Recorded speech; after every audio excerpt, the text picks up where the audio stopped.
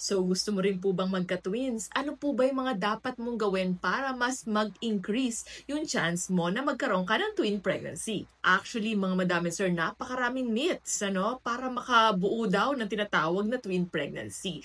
Pero wala pa rin talagang naipuprove, kahit isa. But there are factors na makakakontribute para kayo ay mas malaki yung magiging chance mong magkaroon ng twin pregnancy. Number 1 is age. Kapag ang isang babae po ay nasa 30s na, so mag-i-increase po ang production ng kanyang FSH or ang follicle stimulating hormone. Ngayon, ito po ay mag-overstimulate ang kanyang ovaries. Ngayon, kapag na-overstimulate po ito, anong mangyayari? Magre-release po ang kanyang ovary ng dalawang itlog sa isang cycle. Next, number 2, same goes po kapag ang isang babae ay overweight. Yes po, kasi pag mas marami pong fats, mas marami po yung mapuproduce niya kanilang estrogen. Therefore din po mga madami sir, kapag ang isang babae ay overweight, increase din po ang kanilang FSH. So magre-release po yan ng mas maraming egg in one cycle. Next, number 3, kapag may family history ng mother side. Opo, mas mataas po yung chance kapag nasa mother side ninyo ay meron po kayong history ng multiple pregnancies or twin pregnancies.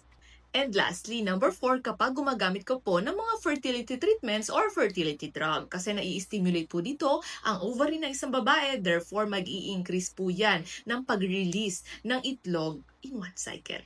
So, paano ba nagkakaroon ng twin pregnancies? Simple lang. Kapag ang dalawang sperm ay nag-fertilize sa dalawang itlog na nirelease ng isang babae. Or, pwede naman na ang fertilized egg, na-fertilize na, nag-meet na yung sperm at ang ovum na fertilize na sila, ay nag-split into 2. So, magkakaroon sila ng twin pregnancy.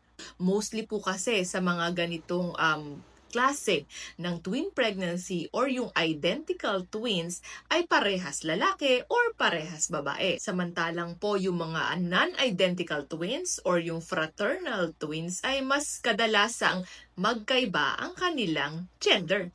Pero tandaan, meron din po mga risk sa pagkakaroon ng tinatawag na twin pregnancies, And the most significant risk ay yung pagkakaroon ng premature labor or yung less than 37 weeks ay nagde-deliver na ang ating mga mommies. Next, number 2, yung pagkakaroon ng low birth weight o yung mas mababa ang timbang ni baby compare sa mga singleton lamang na pregnancy. Next, number 3, yung merong gestational diabetes, Probable na mas mataas yung increase, yung chance na magkaroon si mami ng gestational diabetes dahil dalawa ang kanyang, or mostly, multiple pregnancy ang kanyang kinikerry sa kanyang tiyan.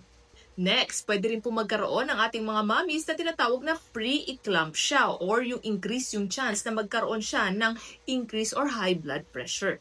Next, ang ating mga mommies ay pwede rin maging anemic or magkaroon ng tinatawag na anemia kasi mas mataas yung demand ng nutrition ng katawan ng mga babies natin. So therefore, kung hindi kakayanin ng mommy na mag-supply kay baby, definitely medyo babagsak si mommy. Kaya dapat, kailangan alalay po tayo sa ating mga OBGYN, especially sa mga ganitong klaseng pregnancies.